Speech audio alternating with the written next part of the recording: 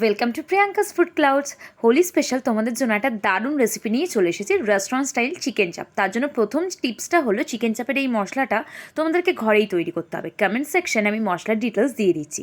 তারপর এই চিকেনের সাইজগুলো একটু বড় হবে, যেগুলো কিনা চাপের জন্য আমি ইউজ করছি। এর মধ্যে নুন, ভিনিগার আর লেবুর রস মাখিয়ে দিলাম। তারপরে জল ঝরানো টক দই। আর এই যে পেস্টটা দেখছো, এখানে পরিমাণ মতন আদা, রসুন, পেঁয়াজ আর কাঁচা লঙ্কা রয়েছে। তারপর চালমগজ আর কাজু বাদামের পেস্টটাও দিয়ে দিলাম। পরিমাণ মতন হলুদের গুঁড়ো আর লঙ্কার গুঁড়ো দিয়ে একেবারে ভালো করে মেখে নিলাম। তারপরে 1 চামচ ছাতু দিয়ে দিলাম, যাতে বাইন্ডিংটা প্রচণ্ড ভালো হয়।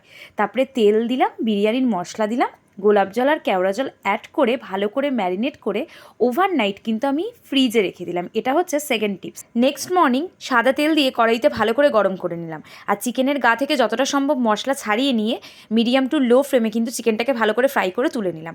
তারপরে সেই সাদা তেলের মধ্যে গোটা গরম মশলা ফোড়ন দিয়ে বাদবাকি মশলাটা ভালো করে কষিয়ে দিলাম। যেহেতু আমি জলের ব্যবহার করবো না এই চিকেন চাপে, তাই দুধ দিয়ে দিলাম, যাতে কিনা গ্রেভিটা খুব টেস্টি হয়। তারপরে বিরিয়ানির মশলা, গোলাপ জল, কেওড়া জল অ্যাড করে পরিমাণ মতন ঘি আর একটু চিনি দিয়ে দিলাম। ব্যাস, এবার কিন্তু চিকেন চাপ রেডি। ফাইনাল টাচে আতর কিন্তু অবশ্যই ইউজ করো তোমরা। আর এরকম বিরিয়ানির সাথে যদি এরকম চিকেন চাপ হয় আর বাড়িতে যদি কোনো গেস্ট আসে, আমি বাজি রেখে বলতে পারি বন্ধুরা, এই চিকেন চাপ খেয়ে যে একবার খাবে ভাববে যে কোনো বড় রেস্তোরাঁ থেকে তুমি কিন্তু অর্ডার করিয়েছো। একবার ট্রাই করো আর কমেন্ট সেকশনে জানিও যে ভিডিওটা কেমন লাগলো।